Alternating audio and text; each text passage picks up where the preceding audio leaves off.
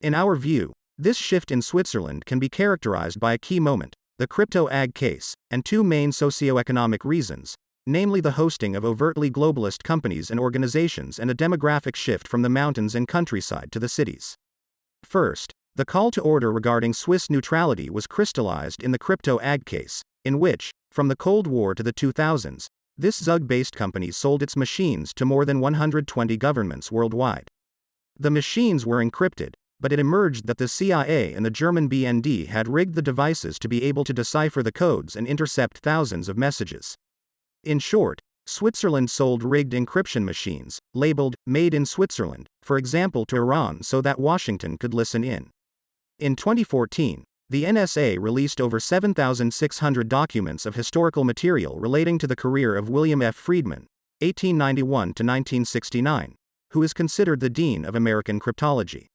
More than 400 of these documents contain information about crypto-ag or its founder Boris Hagelin. To make a bad pun, one can say that Switzerland crossed the Rubicon between the status of a neutral country and the role of a very cooperative ally, since Project Rubicon is the name of the secret U.S. project to oversee crypto-ag, a project considered to be the CIA's espionage coup of the century.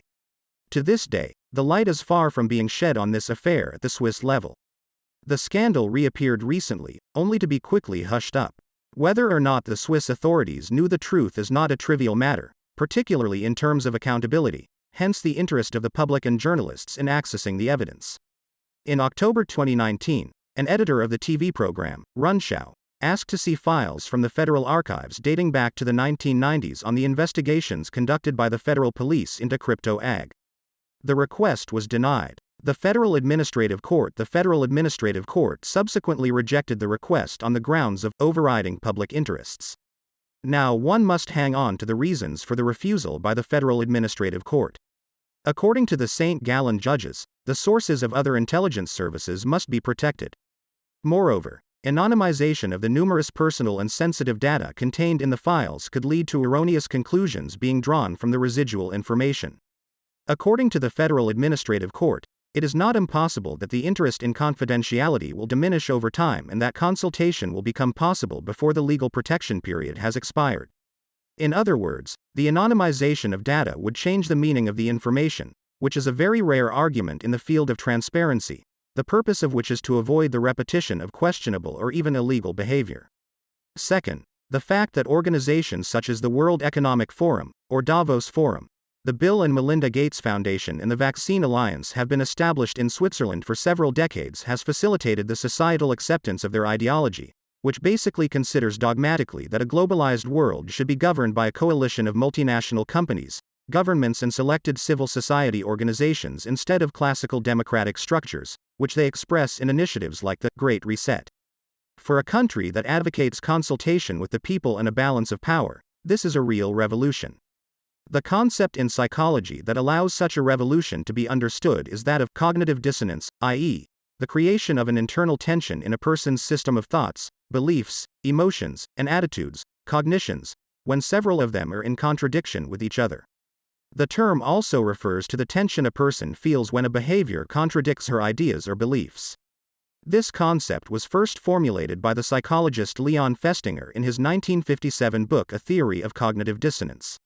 While Festinger rightly advocated a reduction in dissonance, this theory has since been widely used by state services and agencies, particularly through the médias de grand chemins. In English, mainstream media, a term coined by Xavier Moreau, founder of the Center for Political and Strategic Analysis, are social engineering, to increase the proportion of dissonant cognitions.